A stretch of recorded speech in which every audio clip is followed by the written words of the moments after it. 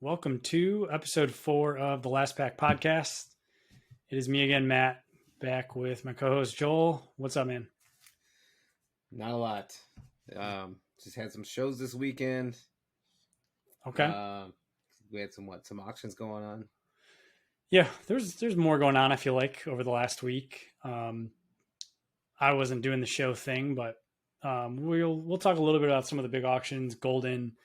I participated in some PWCC Weekly and won a couple of cards, but yeah, tell me about the shows. I didn't make it to either of the local shows this weekend. Where were they at, and how'd you do? So we had two. I kind of talked about them last week. One was in the western suburbs, one was in the northern suburbs. So Saturday, there was actually a trade night even on the Friday night. I didn't attend that one, but most of those same people ended up throughout the weekend at both the shows because they're all in the same area. The one in the western suburbs was at this place called the Perfect Swing. It was a first-time show in the Darien, Illinois area, and it was pretty interesting. There was a good turnout. There was a good amount of tables, fairly retail. There was a few booths that had a few high-end cards in there. It's funny, I didn't get a ton done. I just kind of walked around, took in the scene, searched through some dollar boxes. I don't even know why. I just kind of thumbed through, see if there's anything that seemed kind of fun or interesting. And it's kind of funny. There was a guy that I met actually at that last Luddick show. I had a card on his table as we were kind of wrapping up for the day. And he recognized me, because we kind of talked about this Drew Brees card that he had previously. And he's like, "Hey, are you still interested in that card?" And I said, "Oh, I'll take a look." And he said he was open to trade. And then little I know, about an hour later, I ended up working a deal to get this Drew Brees Panini Black 101 autograph. I think the set's just really neat. Smoke Show Signatures is actually, I think, the only Drew Brees autograph I own right now.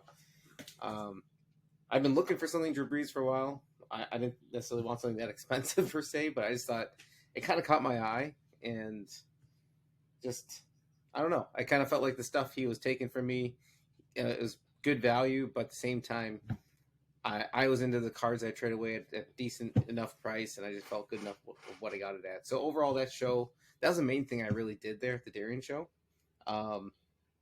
But my feel of it seemed like there was a good enough crowd, and a number of those people showed up at the Sunday show that I saw the next day because we're kind of in the same area. So the Sunday show was in the Schaumburg area, and the show's been picking up steam. It's been pretty good. It actually was over. They basically split it out between the hallway. There was a small room, and then there was a larger room that had a number of dealers in it. So it was surprisingly able to. I wish I knew how many tables. I think it was around 60 tables or so at that show. That might be overestimated, but it was somewhere in that area where it was pretty strong and good diversity. And I got a couple of deals done there. It's funny. I'm usually not a hockey guy, but for some reason I've been thinking about Alex Lafreniere, and a dealer there had some cards out, and I decided to just pick up some. He had these priced pretty good. I figured, why not? This is Alex Lafreniere SPX rookie jersey auto, and I picked up this UD Black. So I don't know what the theme is, but I got a Panini Black the day before, and then I got this UD Black Alex Lafreniere auto, and then he threw in this Ultimate Introductions in there. Just some cool looking cards. I figured, for what they're worth now, I'll take a shot on Alex Lafreniere just to see if he can turn it around. He was incredibly hyped. I'm not a hockey expert, but I would say probably most hyped since McDavid came through. So that's exactly a lot of hype there. I just don't know why his game is not. I don't think he was bad. It's just he didn't translate that superstar status from kind of his prospect pedigree. Yeah, that's exactly it. I figured for the amount of hype that he had, for him to be where he's at now, I'm willing to take a flyer, considering I would have paid way more than what I paid today to get those cards earlier if it was there in front of me. So took a shot on those. And then, of course, so I went across 3 sports. One final deal of the day is I ended up picking up a couple basketball cards. Picked up this Jokic. I think this is my first Jokic auto I've owned in a few years. But this is the National Treasures from this season. So it's tough to get cards that are ripped from this current product because it's so freaking expensive. Yep. So I was happy to get a nice on-card Jokic auto. This one's numbered 15, number 14 of 15. Just realized that's pretty close to that jersey number. Yeah. And then I got this. I don't know why. I've been kind of liking Wade stuff. I think it's more. I like that he's kind of staying relevant. So I saw this. This set is just really cool. It's the timeless. What's it called? Is it Timeless Treasures or Timeless Talents? Timeless Talents. Talents? It was Timeless Talents. I think it's just a really cool design. This is a gold parallel number to 10. So overall, I was pretty happy with that show. I've been trying really hard to kind of expand who I deal with. So making sure I go by every table, talk to people I don't usually deal with. And it's funny. So I did make the cards, the Lafrenières I bought from someone I never dealt with before. So I was kind of at least branched out there, try to deal with somebody new. But tried and true, I got my basketball cards from a guy I know and deal with many times. Yep. Just because sometimes you just at least know you're on the same page is a good comfort there. Yeah. I think mainly that's it. That's my take from the weekend. I was pretty happy with both shows. It was worth my time. Just got to spend some time with my buddies. All right. Well, I rate your Jokic as my favorite pickup of yours. You know, I'm a Jokic fan, and I feel like his stuff's too cheap. So on card, NT to 15. It's pretty good. I'm sure it was really cheap compared to any sort of like hyped rookie out there. Yeah, for sure. I mean, that one was out of like the stars. I mean, I guess the Lafrenières were cheaper, but Jokic out of the three, Breeze, Wade, and Jokic was definitely by far the cheapest. Yeah, I like that move. As far as just like overall shows, attendance seemed pretty healthy and just pretty normal, or what? Yeah, good traffic. Schaumburg, it's tough to tell because it can get pretty tight in those aisles. In the rooms, at least in the large room, if you get off to the side, those aisles are very narrow. And many of us are not very narrow in the card collecting community. So that can be a problem. This is true. You might be okay, Matt, but the rest of us. Yeah, well, my pickups are a lot less exciting because I don't have them in hand. I ended up getting a 2018 Shea Gilgeous-Alexander Prism Silver PSA 10, just standard silver. I will say, I don't have the stats in front of me. That card in particular is one of the tougher 10s in the set from that year. Just trust me. Go look it up. So yeah, I picked that up, and then I picked up a Wander Franco first Bowman Mega Box PSA 10, but it's actually the image variation. So it's like the bat on the shoulder. It does have the first Bowman logo on there, which they don't always do for the variations. And thought I got it at a really good price. I knew Wander was coming back this weekend. A lot of his kind of steam has come out of his bubble, but the Rays are going to make the playoffs. I think he's going to be fine. And I got into it cheap enough also because PWCC didn't mark it as an SP or a variation. It just said Mega Box, like it was a normal one. So it's one of those things. If you don't know the card, you wouldn't know anything. So I think that could have contributed to it going a little bit low. So really just those two. I was after some big Ichiro cards and I tapped out. A little too much risk for me right now, but it is what it is. And then aside from that, I was just watching football. Enjoyed a lot of football Thursday, yesterday. And I don't want to stick on this too long, but give me what are your week one hot takes? What are your overreactions? What do you think? I mean, I think I don't ever feel good about hot takes, but I guess you're not supposed to. You're just supposed to be uncomfortable. Yeah. But watch this be the one quotable moment outside of me saying Daniel Jones is a good buy. He did win yesterday. Yeah. What if I said the Rams won't make the playoffs? I don't think that's that bold. I think people are pretty shook after what they saw on Thursday. They looked bad. Stafford looked bad. Allen Robinson barely touched the ball. I don't know. Maybe he didn't even touch it. Hurt. Part of it was Stafford looked hurt. Yeah, that's what I'm saying. He's bad, hurt, whatever. And yeah, I don't think that's that hot. I think for me, First off, the Bears are going to the Super Bowl, obviously. Oh, there you go. That's a hot take. No, that's a joke, but that's anybody that's a Bears fan or has been around them knows that there's just outrageous optimism when they just do a little bit good. And that game was so bizarre with the weather. They're playing a quarterback that's super inexperienced, and just everything kind of went their way. As much as I want to dunk on Trey Lance people for crowning him the next Patrick Mahomes or whatever, I thought he was okay. Like he didn't look bad, and just look at those weather conditions. It could have made anybody look terrible. So I think he'll be just fine. And when you saw the other weapons that are around him, like they're probably just going to play a relatively conservative game with him, and he's gonna be just fine. So I'm just excited. It's nice to see the Bears pull off a good upset like that. And then beyond that, like man, the Chiefs look super sharp. Could be Mahomes trying to shut up the haters. Josh Allen looked really good. The Bills look good, and Burrow, whew, not a Was it not a five good picks? 5 picks or four? four. Picks? Four. Picks. I know he fumbled once. I don't know if it was. Oh, it was right. It was two fumbles. Recovered. Yeah, they looked like they didn't want to win the game, straight up. And they had 2 shots though. I mean, so they had more than 2, but they were within field goal range twice, right? And near the end of the game. Well, they missed an. They had an extra point. They had an extra point blocked. Horrible shanked field goal. It was just it was ugly. And you get in that narrative talk about like, oh, Super Bowl hangover or whatever. It's one game, but I think he not a good look. They need to bounce back. So I don't have really any other super hot takes aside from that.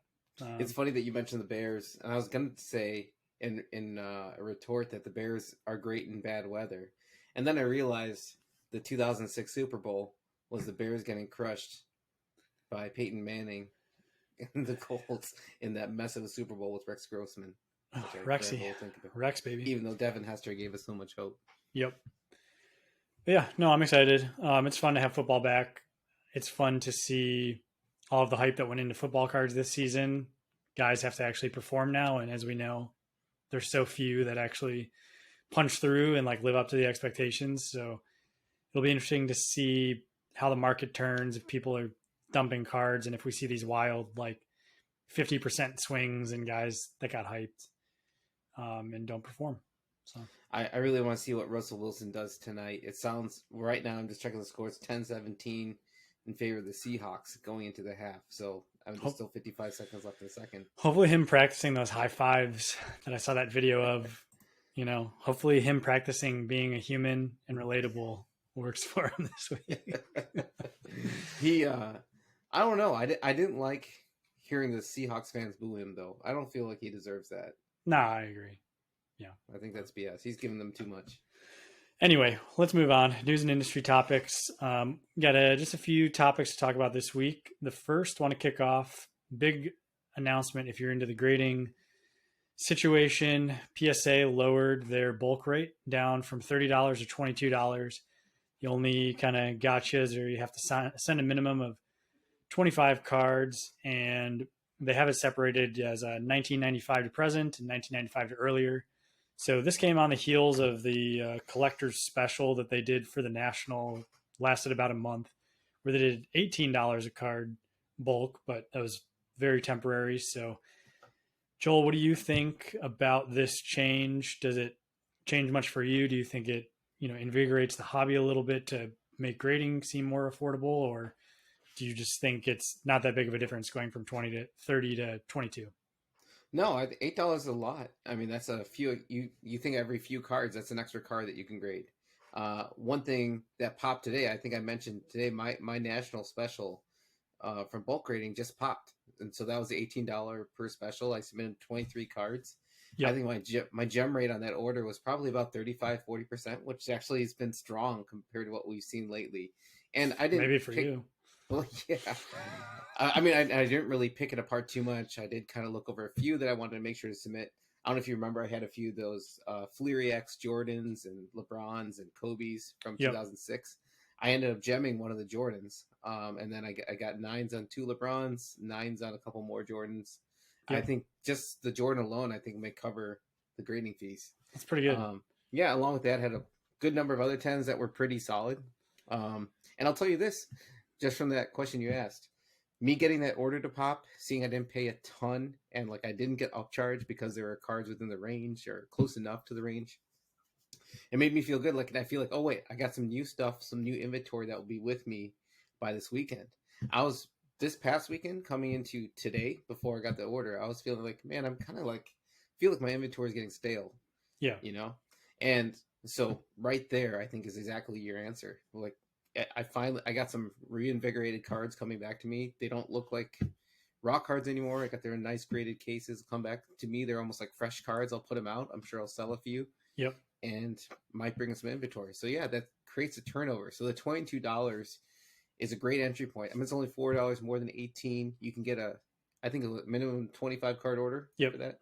So for all the people that have been ripping Prism, um, Prism Hobby or Prism Retail of football, basketball, those kind of products, you can actually submit a lot of the good rookies. You get in a lot of your basketball rookies right now. Maybe get them hopefully in a couple months. I shouldn't overpromise because if they get overloaded. But if we do have the normal turnaround times and you are able to get things back at a pretty good pace, then it definitely will reinvigorate a bit, at least on that lower end. Yeah. No, I'm with you on that. I think that's the biggest impact here is there's certainly people that are going to still complain that it's too high of a price, but I think it's getting down to that level where you don't feel bad if a card doesn't gem or gets an 8, or you're like, okay, whatever, like it's a $20 loss. There's going to be other cards in that order that either I just want slabbed, or um, I'm going to hit a 10 or hit a 9 that's going to increase the value depending on what the card is.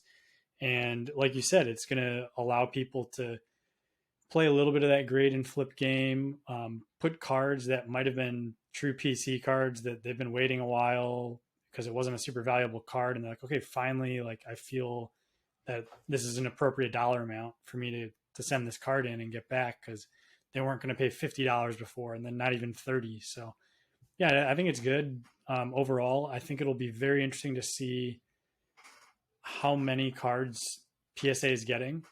And I really don't think we're going to see the effects of this for a few months. But to me, like you said, getting that national deal back so quickly, all of my stuff at like the $50 level has been super solid over the last 60 months. And to me, I just think this company, they know what got them into the backlog situation to begin with.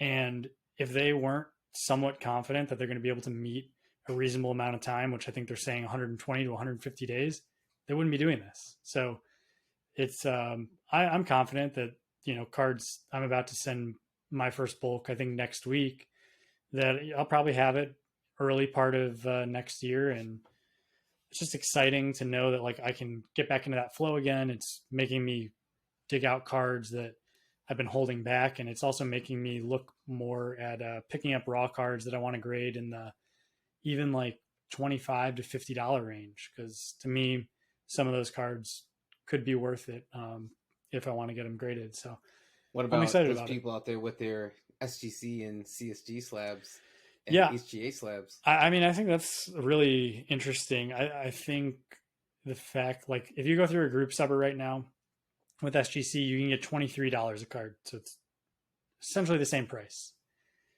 Granted, the turnaround on that is almost instantaneous. It's like less than a week. But while that's really good, if you like SGC, and I'm not trying to say that they're not a good grading company, but the fact that their turnaround is that fast right now, I think says everything. That at that level, they're struggling to compete with PSA when it comes to modern cards. People's preference is, if the price is the same, for most people, it's still PSA, and that can change. But yeah, I don't know. It'll be interesting to see if they, further lower prices, or make some changes to get some more energy in their building, because I think it goes for any of these companies. They've hired a ton, they've invested a lot of money. The last thing they want to do is lay people off, or you know look at this investment they've made over the last couple of years and say, this thing isn't it. We're kind of screwed going forward. Yeah, it's funny that now, as you kind of framed it up, their advantage used to be cost and speed. Now it's just speed. Yep. So if you take out speed, then PSA, the premium that you can get if you're confident that the card is strong, far outweighs if you're willing to wait. I mean, the money can be very different. Yep. Yeah, and then there's BGS, who they're apparently still a grading company.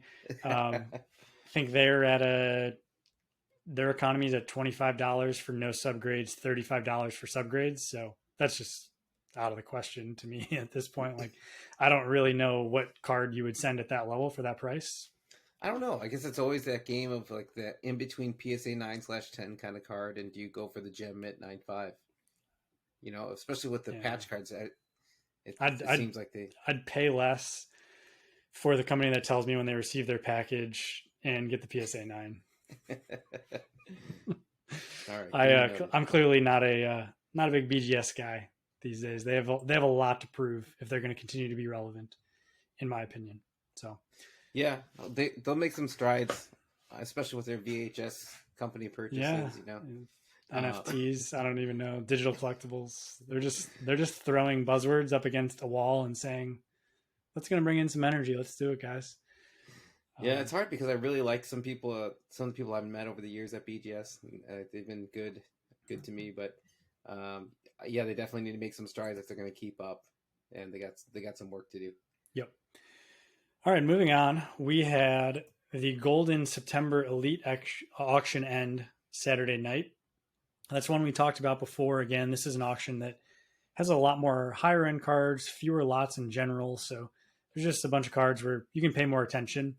And when we talked about it in our preview, for me, it was just like overload of young quarterback, national treasures, high end stuff, just looking like a big dump of those guys. But that said, the big news that came out of the auction was the 1/1 national treasures Justin Herbert Shield that sold for $1.8 million. And this was right on the heels of a private sale that supposedly sold for like 1.1 million. That was Herbert's Black Finite 1/1 that sold earlier in the week. So $2 million Herbert sales in less than 7 days. What did you think about that sale? I know we talked about it before when it was already bid up over $1 million. How do you think this just affects the market, and what's your like emotional gut take? I want to know what went into those three guys who teamed up to buy that Herbert Black when it came out, because obviously their decision making must have been based on what they thought the Shield would go for, right? Because they're making a move to get it ahead of time. Yep. So I wonder what went into them deciding that 1.1 was their number and how they got there. Because at the time, I think the Shield was at what, 1.3? Somewhere in there, 1.3, 1.4. Yeah, well, somewhere in there. And yeah, for it to end at 1.8, that's just so much money. And you think about, and I get it, you love Herbert, we all love Herbert, we all see his skills. He's got every single skill in the skill that you would expect out of a QB. He's poised. But there takes a lot in football to have success. I mean, health is a big thing. And I think at that price level, to me, it's just well past my comfort level and just well beyond what I think any football card goes for, or what you would expect. Especially now you look at that compared to that Mahomes auction in the same, or that Mahomes out of 5 sale in the same auction. Yep. And that one went for $216K. And that was a black numbered to 5, the very cool patch. And that card has taken a massive tumble. Not the exact copy, but one with a similar patch sold for $830K. And that was just last February. So $830K, 216, Super Bowl winner. That's how quickly these things can just get destroyed. I mean, I guess so. The Herbert Shield is going from Shine. I think I said it was LJ's card shop in the past, but it was Shine who owned it, who sold the Herbert Shield. And the funny enough, that same week that's up for sale, the Burrow Shield comes out. The Burrow National Treasures Shield autograph comes out. It was a redemption live for one more month. Comes out 1 month before the expiration. Yeah. And Shine landed a deal to get that. So the question is, what did he pay for that card in comparison, knowing that he could ride the coattails of whatever the Herbert sold for? Yeah, I don't know. It's again, at his level, I think even taking a markdown of a $500,000 or something on a card, probably not that big of a deal, but still crazy. And I get it. It's a 1-of-1. It's Herbert's best card, but it feels like there could be an opportunity to, I don't know, pick it up again in the future if somebody's willing to sell. But I think at the high end market now, it's almost like, because it is the 1-of-1 and it's so special and it has the pedigree, you kind of just hold the card hostage. Yeah. And you just like try to force somebody to pay more than you, Yeah. which is a strategy, but it's not for me, and I'm not falling for it. So, well, you pretty much have to wait at this point. Do you think it takes you would have thought last year what he needed to surpass the prices from last year was success on the field. And I mean, I guess he had relative success on the field, but they didn't advance anywhere. They ended up losing in that tie to the Raiders last season. And somehow a year later, or next season, this card sells for 3 times what that card sold for last year. Yeah. Yeah, we'll see. I'm positive that, like I said, Herbert's going to be good, but it's over $1 million.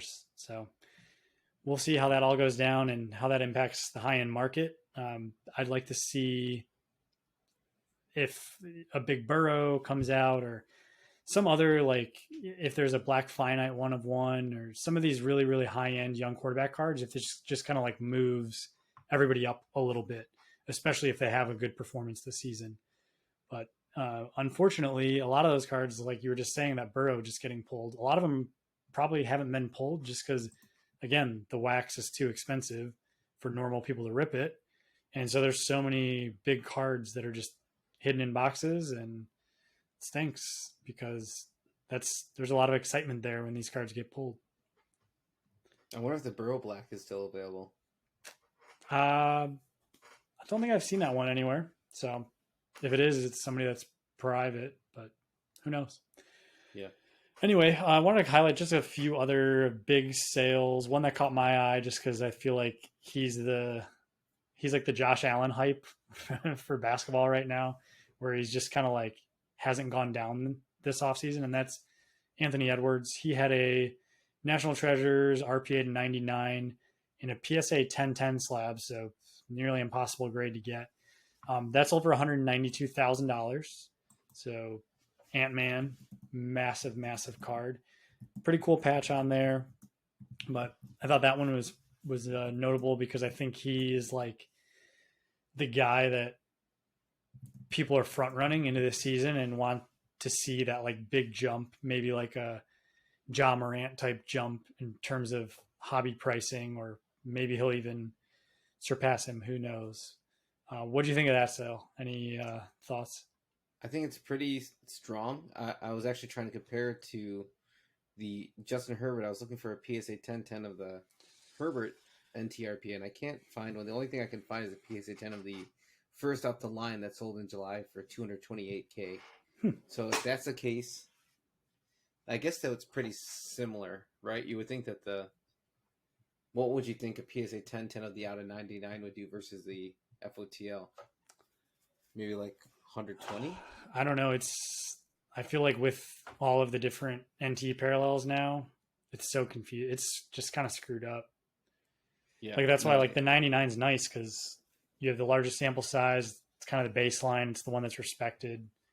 I don't know about all these purples, the 49 and 75s and stuff. Like, I think that's tricky about this current past years of basketball, because they saw that people don't want the horizontal all of a sudden, or very particular about the vertical, and they decided, well, screw it, we're making them all vertical.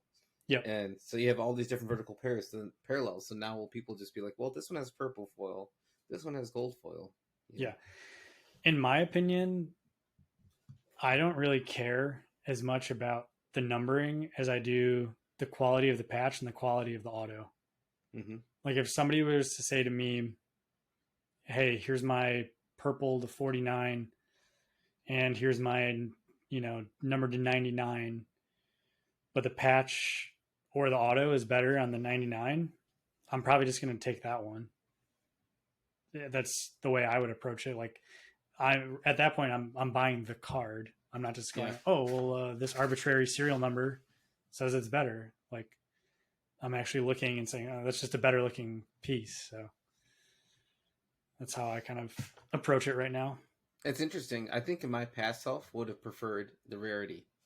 I would always choose if you gave me a one color, like say out of at least if you told me the out of 25 is significant, the out of 99 is significant, and the out of 25 was a one color, and the out of 99 was a two color, right? Mm-hmm. Or even three color. I think I would lean potentially to the out of 25 of the past, but I think today, through what I know and how we've kind of grown, it just seems like if you're looking to resell, you got to make it as appealing as possible.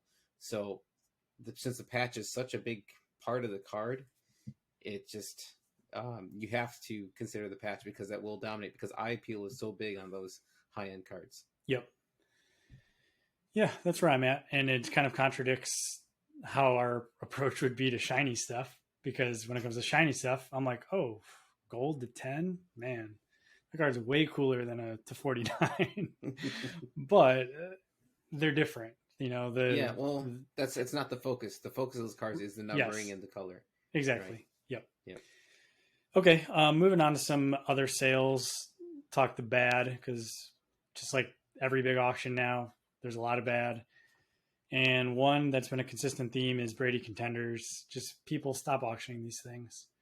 Another Yeah. 9.5 10 auto sold for 208,000, and that is down from 452K just in February of this year. So it's a big haircut on a card that I think a lot of people said was golden and investment grade. Clearly, there's just too many.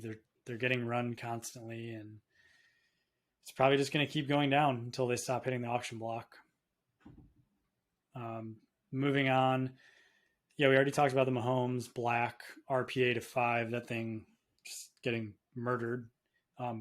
Honestly, I think if you're a big believer in Mahomes, maybe there's some Mahomes deals out there right now. It's hard to say anything's a deal that costs hundreds of thousands of dollars, but but I mean, the narrative of this offseason with Mahomes is that I don't want to say, just basically he's lost weapons and he's going to underperform, right?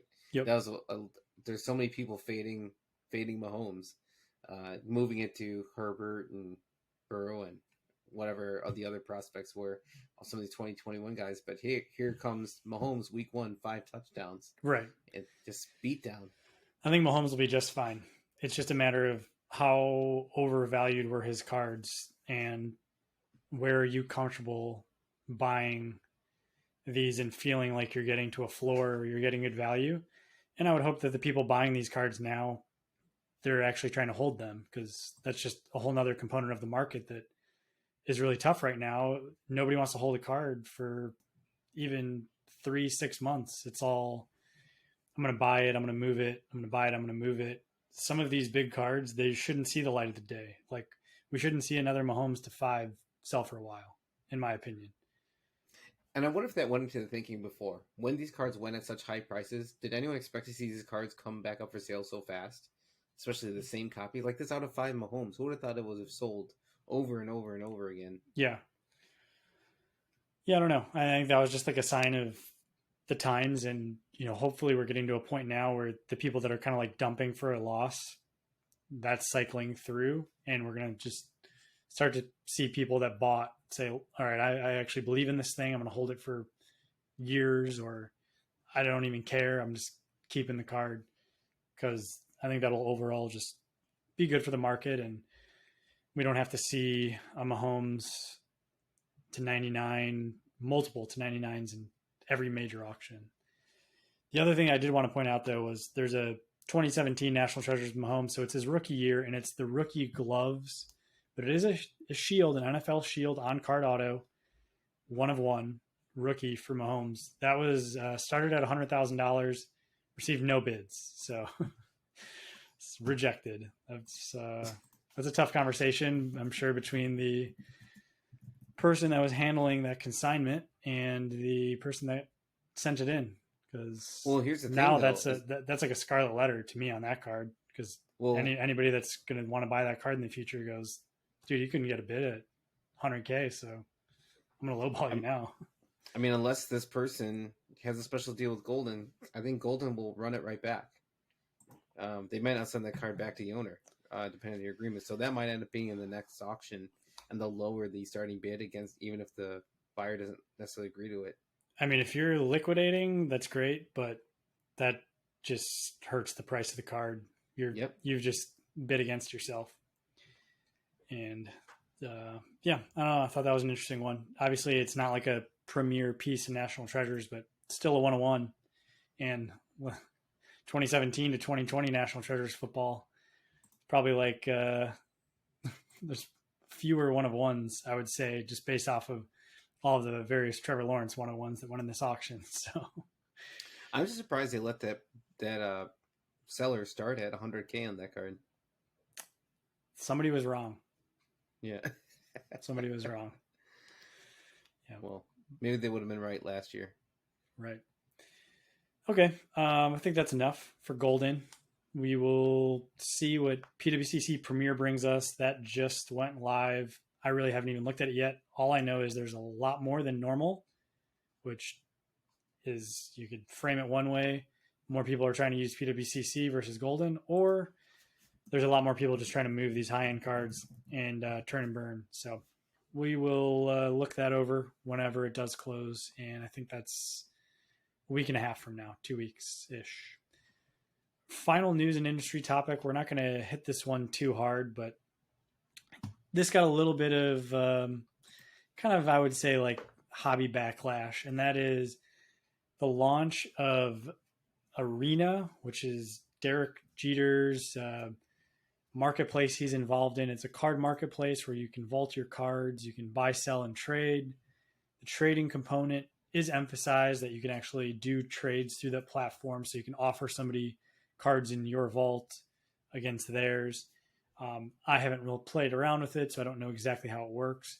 But then the other kind of the component that I thought was interesting was there's grading involved too. So Arena grading has a slab, and you send your raw cards into them. They grade them. Don't really explain who's involved in the grading. I know normally when you would start a new grading company, you'd like to say, hey, we've brought in X senior grader from here and this guy that worked at this company previously. I didn't see any of that. Maybe I just didn't read far enough into the details, but I think we're getting to this point where everybody's sick of hearing about a new grading company, a new vault, and the fact that you have this celebrity doing this PR campaign that we've never really heard about their involvement in the hobby before. To me, it's just like we're done. Like we're good. We got all that stuff taken care of. I don't know what somebody's pitched you as far as like the growth of this industry, but it's very saturated right now. What did you think? Yeah. So I didn't realize he partnered up with the owner of LegalZoom for this whole deal, and that's kind of interesting.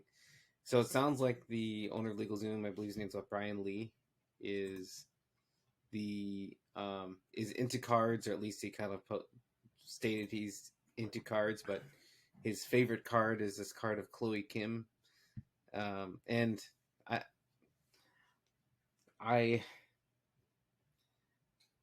wonder, I hope that he's a collector, full-on collector, and understands the space and has good intentions here. But I don't understand what opportunity they're seeing, unless it's just attaching Derek Jeter's name and Derek Jeter being associated with Upper Deck and Topps for all these years, and seeing the growth in the industry and seeing the demand on himself, would make him think, I can jump into this, you know. And there's obviously plenty of money because everyone wants a piece of Derek Jeter, you know. Maybe it's the fact that there's just going to be so many businesses jumping in, and maybe we were early on in this, and people kind of like, they're seeing the back end of this long wave, and they saw the amount of money that came in. They're like, and what they see is untapped market, and they do the normal marketing charts and growth charts and say like, well, the market is 10 million, we can make it 100 million by, or whatever, 10 billion, we can make 100 billion by 2 years or 5 years from now. Yeah. And there has to be something or some projection that they have that makes them think that this is a good idea. Yeah. I don't know what it is. I would love to know what these people are getting pitched at this point, because to me, if they talk to your average collector, people that are really involved into the industry, I don't think one of the problems that we would list as something that needs to be solved right now is another vaulting platform where you can buy, sell, and trade. It's just not something I don't think anybody needs to solve anymore.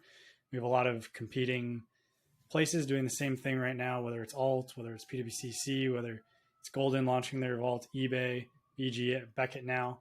Like, we got a lot of people on the case. I don't think we need another. And if you can't tell me in like 30 seconds what differentiates you and why you're going to do it better than the other people, just moving on until I hear some actual organic people in the hobby tell me, hey, you actually got to check this out. They're really good at X or Y. So I'm just kind of ignoring it. They're really good at Derek Jeter and Derek Jeter. Yeah, I mean, maybe there'll be some deals on there. I don't know. I got to go poke around. Maybe they'll be really desperate to show some activity, and I can go send some low offers and pick up some. Maybe Derek Jeter will sign the slabs. I mean, he's got enough Topps cards, so I'm good on Derek Jeter autographs.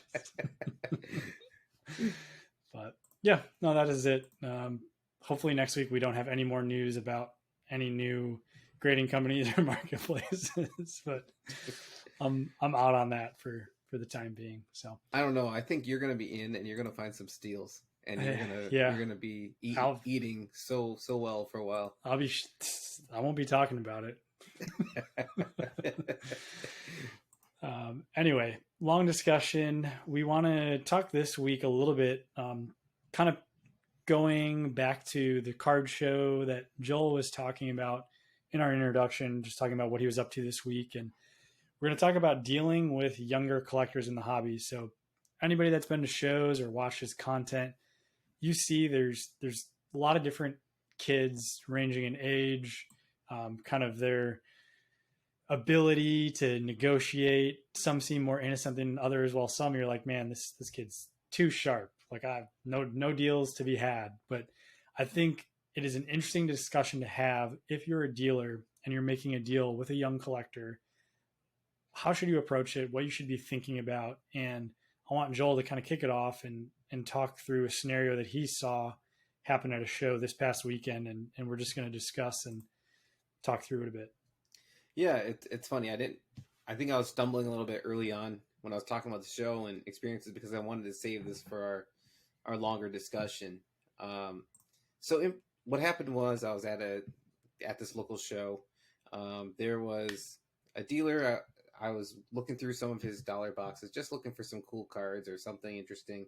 And while I was there kind of thumbing through cards, another gentleman kind of came up, and he started kind of a midstream conversation with a dealer, being like, he's 13-year-old, eBay fees are like 5%. And the dealer came back being like, I offered him a fair deal. And in my head, my assumption was that, oh, these guys kind of know each other. They're talking about a deal that went down, and that was kind of dicey or whatever. But then lo and behold, I found out that this man who was talking to the dealer was actually a grandfather of his 13-year-old grandson, who was walking around kind of selling some cards, trading some cards, looking to make some deals. So from the conversation, I kind of gathered that the 13-year-old offered some cards up for sale or for trade to the dealer. And from at least what the dealer told me afterwards, the asking price of the cards were $530. At least what they kind of came to was the price of the cards, or what the dealer's range was. And the dealer offered to pay $500 for the lot, so a $30 difference. And the 13-year-old said yes. He paid the 13-year-old and went on their ways. And from what they can tell, or at least from the way the situation seemed, it seemed like the dealer, my impression was the dealer was trying to be fair, but just was very clear with the At least what he told me, he was very clear with the 13-year-old that, hey, I'm buying these cards for resale. In order for me to do that, if I'm going to list them online, I need to pay this amount of money. I'm looking to make just that margin in between, not a ton. And the kid agreed, and it sounded like, I don't know if the ultimate value of the cards was worth more or what happened, but it sounded like the grandfather or maybe the grandchild thought that there was something unfair about the deal. Grandfather came up wanting some kind of fixing of the deal for his grandson, but I didn't see the grandson and find out what happened on that front. But there were some misfacts here, right? Or there was some kind of like misconceptions here. So it sounded like the grandfather thinks that somehow fees are only 5%. And the dealer kept explaining to the grandfather, like, hey, I don't know where you're finding 5% fees, but for me to sell something, it costs way more if I'm going to sell them on eBay or what, And it just seemed like the grandfather kept being unhappy. The dealer was like, I don't know what to do. In my head, I was thinking, well, he could just give the cards back, whatever. It's $30, like leave it be, like just get out of the situation. But I don't know what they ultimately agreed upon. But there was some reason where that was a sticking point, and it just seemed like an awkward scenario. It seemed like the dealer was trying for it to not be an awkward scenario, but that's just kind of where it's at. And the dealer was kind of like, what do I do? Kind of looked at me, and I was like, I don't know. He kind of looked at me like, I guess he could kind of tell I had some experience or what. And I just was like, yeah, I mean, I kind of under my breath said, like, well, maybe just give him back or something like that. Just get your money back, let him take the money back. But that's the only solution I could see. So that kind of left me in this awkward place, and it made me just really think. And that's when I kind of like tried to think about it in my head, like, what truly should we do in a situation like that with a kid? So at what point is there the etiquette to find out from a kid? Because as Matt mentioned at the start of this conversation, there's some kids that truly are in it. They know what they're doing. Their prices can be all over the place. They got better cards than me, man. Yeah, they have amazing cards. Some might quote you really high. Some will quote you very fair. And in the end, you're like, well, I don't want, there's a lot of people that assume that dealers are trying to crush everybody or what. Yeah. But there's a lot of dealers out there that truly do care about the kids and, and are trying to help build up the future of the hobby, trying to make fair deals. So I guess, how can we come to a point where we decide on what are the rules for us to make good deals with kids? Should adults make deals with kids? How should we proceed when we go forward? Yeah. Should an adult always give the edge to a kid if you think you're giving us a fair deal? And and you're very upfront about your intentions for the cards and what you're paying, and your like, how much risk should I take on? What is my responsibility to support that deal for another child? Yeah. No, I think they're all good suggestions and like things to be thinking about. I think like to start, it's always really difficult for me, at least now, to just like tell like how old somebody is. And then even from then it's like, okay, well, even if this kid's 13, like, is there a magical age that you just say like, you need to ask their parents or ask if there's an adult there? And if there's not an adult there, then you're like, okay, like, sorry, I don't want to do a deal with you. But also like a lot of these younger kids, like I said, they're so sharp, and like, it would be an odd way for me to open a conversation to just say like, hey, before we do this deal, how old are you? Like, it's just like, they're like, what are you? It's like, I'm going to move on. So, yeah, that's tough. And like, that's like, I feel like some people in their head might just say, oh, well, I just have an age cutoff. Like, okay, well, if you do, like, to me, that doesn't really solve the problem. I think like, for me, it comes down to like reading a lot of intent and intentions. Mm-hmm. And like, if I can sense that it's somebody that, and it's not to say like you should treat somebody differently, but like, if it's like a young kid that's kind of like, they're trying to hustle and flip cards like older kids, so they're clearly like aware of that game and that mindset, at that point, we're kind of equals in my head. Like, if that's kind of like what I can tell what the style is. And I know that's a hard thing to describe or read, But to me, like, I think I can pick it up generally from like the type of cards the person has, or just their overall like demeanor, that confidence. But now if a kid walks up to my table, they're a little bit more reserved, shy, and hey, maybe they're just pulling one over on me. But they seem like they're there, like just trying to buy some cards that they're interested in collecting, and they're not totally sure of themselves. That's the point where I'm like, I'm gonna try to give this kid a deal, you know. Mm-hmm. Um, and again, that just comes down to like some people are not good at reading those situations, and to me, I think if you have any sort of anything that's making you go, I don't know about this. Is this person's dad gonna walk in 10 minutes and ask about the deal? Because if there's any hint of that, I don't want anything to do with it. Yes, I don't want to be labeled, or I don't want to be in that dealer situation where there's miscommunication. I just think too many bad things can happen there. Yeah, I guess what really struck me about this situation in particular was that I felt like this, even from the way the dealer was framing up to me, and even hearing how he interacted with the grandfather, sounded like he was trying to be fair. He straight up told the grandfather, like, he wanted 530. I offered him 500. I mean, if I paid him any more than that, I'm literally just taking his cars to give myself work to sell for nothing. Yeah, is what he told the guy, and that's absolutely true. Like, is it that dealer's responsibility to give that kid a free go of it? I mean, I think if he's upfront about the details, and this is where like maybe the prices in the hobby have just gotten so crazy that that's considered normal. But like the price you just said to me speaks to the volumes of like that's a lot of money. So no, yeah, I'm not just going to take that on. And it's one thing if it's a kid coming up and they're trying to buy an autograph from you for $20, $10. They got some stuff to trade. You're gonna let them win, whatever. It's $20. Like that to me is like you're supporting the collecting. You're making them happy. But like if we're talking about a bunch of graded slabs at the $500 level, like sorry, no, like I'm not giving you an edge just because you're young. Like it's just right. when we are kind of like playing the same game essentially. Yeah, I felt like in this scenario, he really tried to be upfront. I think so. My rule would be as open and upfront as possible about where you're getting your price. Ask him, saying, "Can we use this as a basis for the price of your card? Do you see that?" And I think since now in today's world, before maybe there weren't the tools and kids would get fleeced because of the fact that there's just not tools available for everyone to understand the same page. Today, everyone has a phone, right? You can show them, this is what I'm seeing on the values of the card. You can see when they sold, right? Do you got that? And like, and we can kind of go back and forth, show them like, this is how I came to my price. And in order for me to make a deal, I had to be here. And unfortunately, in this case, we had a complete just misunderstanding of how much things cost to sell, right? Yeah. And in that, it's like regardless, like damned if you do, damned if you don't. It's he's just wrong because, and that's just like, and also as an aside, like just arguing over like the fees and stuff. Then like just do it, just give them back.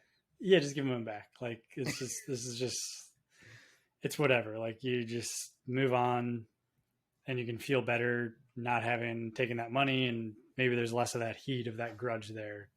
Yeah, I guess I feel like even when you give the cards back, would it ever be the same? Like, so I give that person the cards back, and and the reason I almost want to make it clear, like, I'm not giving you back these cards because I feel like I did an unfair deal. I'm giving you back these cards because you're unhappy, and I'd rather you have your cards and feel like you lost nothing. Yeah, but I feel like regardless of what you do, their takeaway story will be like, that dealer fleeced me. well, yeah, of course, and that's unfortunately there's a reason why people have this like mistrust of dealers. Like we've all seen it. We've all been to the card shop and have been offered 50% of the value, and that's for store credit, and it's just like it's always like, yeah, it's tough. And I do feel like there have been times where I've been at shows where I almost feel like I see dealers that I personally am a little skeptical of almost like prey on trying to do a deal with younger like kids that don't seem like they're as sure of themselves. I don't like that. Like I'm not just gonna. Yeah, I'm kind of in the camp of if you feel like there's any sort of lack of like confidence or knowledge or just unsure of themselves, just don't do a deal. Don't do a Yeah, deal with them, especially for anything of like real value of right. $500,000. But again, like I said, if they have those cards, like I don't know, maybe you got to read like, okay, is this kid a young money hustler over here, just trying to like flip something to me to that table, then whatever, it's game on. Like I'm gonna be frank with them and straight with them, but if that's not the case, then maybe it's just good to err on the side of caution. Yeah, it's hard because I remember I felt I'd go to card shows even when I was like just started college. I think I had like shaky confidence, and especially when you're trying to deal in person at a card show, it was scary. And I think back then, especially, I think the dynamic of dealer uh, versus walker was even greater than it is today. Because I think Yeah. in today's world, it's very much like people play both sides of the table, Yep. whereas back then it was very much I paid for my table, you did not pay for your table. You have to help me make my table price. Oh, all Back in those days. $30. Yeah, that's right. And looking back, I'm like, what? For like $20? What Yeah. for $40? Yeah. I mean, I personally think like, and this is more general, like just that dynamic in general. If you as a dealer just say, look, here's what I'm willing to pay on these cards, even if it's something that's just foolish, like 30%, 40%, then you don't have to sell the cards to the person at that price. The great thing about a card show is there's a bunch of dealers in the room that you can go get, quotes from. And if you just feel like you're not getting a fair deal from somebody, move on. Like you don't have to like laugh in their face or whatever. Like if somebody tells you, hey, I can only pay 75% for this stuff, then at least they're telling you, at least at least it's advertised. And I think we would all be better off if people just kind of were straight with that and told you why. And you don't have to agree with it. You can just move on. It's not hard. Yeah, I think it's easier said than done for some people. I think you have to have some certainty. Say if you're truly someone who doesn't know what you're doing and you come across the first table and you're like, oh my gosh, this guy's actually offering me money for cards. It's a good point. And yeah, you might end up taking whatever it is that they offer because you're like, well, you don't know how to disengage. I think just the act of disengaging from a deal is a skill. Yeah, it's not that easy, at least up early on. I know that was something I had an issue with because I felt like, well, we're committed like 60% here on the deal. How do we get back? But I mean, seems like today's world, people pull all kinds of crazy moves either way. Yeah. But no, I think it's interesting. I think it is something worth thinking about, just the whole dealing with kids thing in general. But yeah, if we're talking about our like some lower dollar stuff, we're talking about value box stuff. Yeah, hook a kid up. Like yeah, for sure. Just hook a kid up. But yeah, if it's Slab Boy 420 with his Supreme hoodie on, like, no, man, like no deals over here. Sorry. Yeah, if a kid starts out the negotiation when he's like, well, what are you looking for today? He's like, good deals. Then yeah, oh, Slab Boy is coming out. Mm-hmm. His are going to be priced at 120%, and your stuff all is the lowest comp they've seen in the last year. 60%. Yep, 60%. Cash you out, man. Anyway, no, that was fun to talk through. That concludes that portion, though. Joel, what do we got next week? Anything coming up that's on your radar? There's another local show next week I'm going to try to get to. Where? What are you talking about? There's Orland, I think. Oh. Does that count? No, maybe. Orland's good. Orland's good. I think that's where you and I met. It is, yeah. That was the first show when I came back into the hobby. That's where I went. Yeah. There's some roots there. Yeah, there's some roots there. I like it. It's fun. I think some of the dealers are a bit stale, but there's cards there. Yeah, I think that used to feel like one of the best local shows. and now I think it's kind of fallen down just because there's been so many other shows that have popped up. Yep. But that used to be where it was at, Yeah. when you wanted to get some deals done, and I met a good number of people there. So I think that's on the card front. That might be it, outside of some just going out going to some local shops or something like that. Cool. Yeah, I don't. How about you? It's gonna be quiet. I'm going out of town on Thursday. Gonna be gone till Sunday, so it's a pretty quiet week. Have other weird life stuff going on early this week, so it's kind of one of those things where, like, I know the end of the week is already busy, and I'm just going slowly. I just sent a few cards to consignment that arrived today, and I think now, even with those last couple of cards from PWCC, I might request an outtake of stuff I've accumulated over the last couple of months, because I'm in need of some inventory for the Ludic show in 2 weeks, and I'd like to make sure that I have some fresh stuff for that. But yeah, aside from that, going to be getting that PSA bulk sub together and just kind of watching the market and just being boring, you know? Yeah, I'm happy I got those 23 slabs coming for Ludics. So watch out. 23 new slabs going to hit that case. I might try to buy something from you.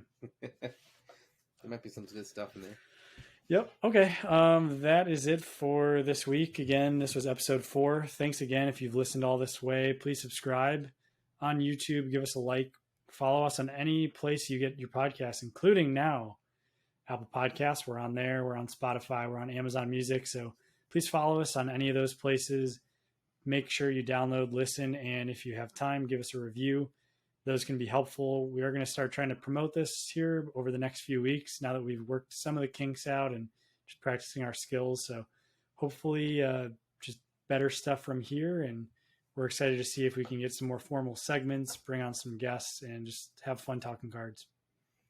One day we got to do a live card show thing. One day. Yeah.